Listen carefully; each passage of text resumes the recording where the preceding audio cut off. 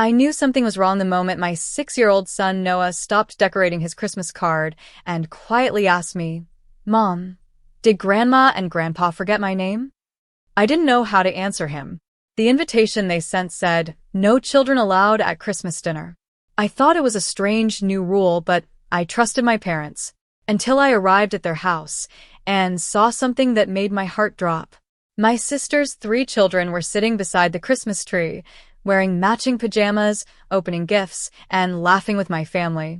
My son wasn't banned from Christmas. He was the only one banned. And what I did next changed everything. My name is Emily Carter, and I was 31 years old when I realized that sometimes the people who are supposed to make you feel loved can be the ones who hurt you the most. I lived in a small town outside Chicago with my 6-year-old son, Noah. He was the kind of child who noticed everything. He remembered people's birthdays, saved his favorite candy to share with others, and always wanted to make people smile. He wasn't the loudest kid in the room, but he had the biggest heart. Every Christmas, my parents hosted a family dinner at their house. It was a tradition that had existed for as long as I could remember. The same decorations came out every year. The same old Christmas songs played in the background. My father would make his famous roast, and my mother would spend days preparing desserts. For Noah, Christmas at Grandma and Grandpa's house was the highlight of the year. He would start counting down the days weeks before December arrived. He would ask me what gifts he should buy for them and spend hours making handmade cards because, according to him, Grandma likes things made with love.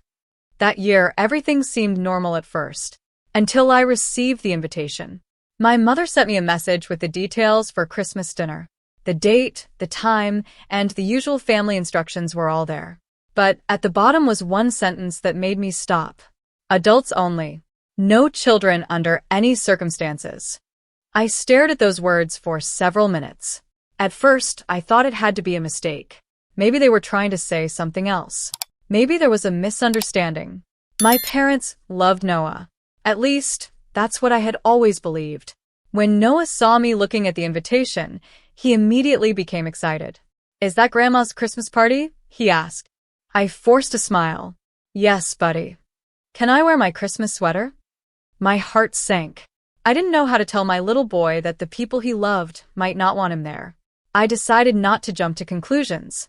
I called my mother and asked her about the invitation. There was a pause on the other end.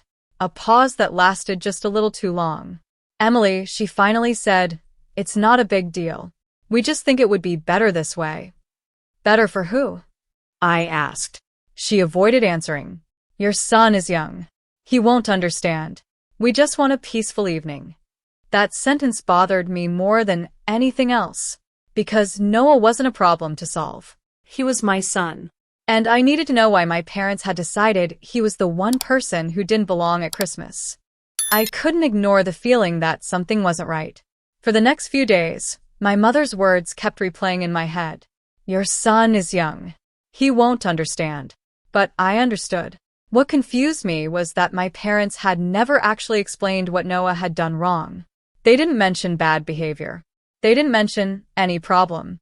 They simply decided he wasn't welcome. And I needed to know why. So on Christmas Eve, instead of waiting for answers over the phone, I drove to my parents' house. I told myself I wasn't going there to argue. I wasn't going there to create a scene. I just wanted the truth. But the moment I pulled into their driveway, I knew something was wrong. The house was glowing with Christmas lights.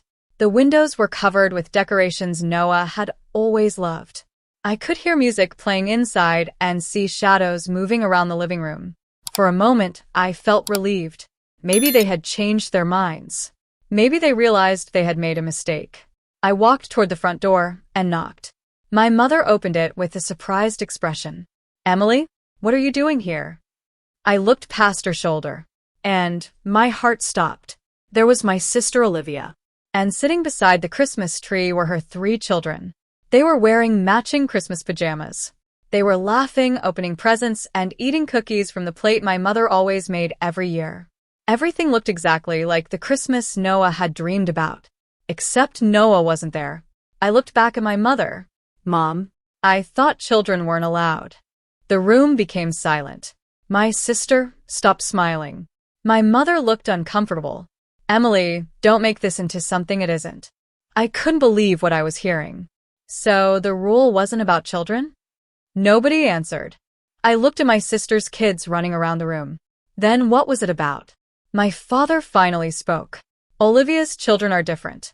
They understand family traditions. I felt something break inside me. Different. That was the excuse. Not that Noah was too young. Not that the house was too crowded. Not that they wanted an adult evening. They had simply decided my sister's children deserved to be there more than my son. Are you saying Noah doesn't understand family? I asked. My mother sighed. Emily, you're being too sensitive. That sentence hurt almost more than the invitation. Because for years, I had watched small things happen. Noah's drawings were ignored while Olivia's children received praise. His achievements were forgotten while theirs were celebrated. When Noah made his first handmade Christmas ornament for Grandpa, my father barely looked at it. But when Olivia's children brought store-bought gifts, everyone acted like it was something special. I had always made excuses for them. I told myself they were older. I told myself they didn't mean anything by it. But standing there, watching my son be intentionally excluded, I finally understood. This was not about one Christmas dinner. This was about making my child feel unwanted.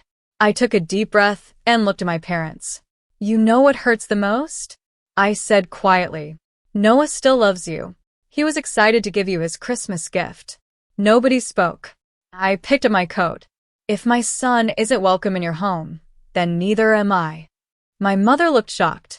Emily, don't be dramatic. I opened the door. No, Mom. I'm finally listening. And I walked away. But when I got back to my car, I realized something.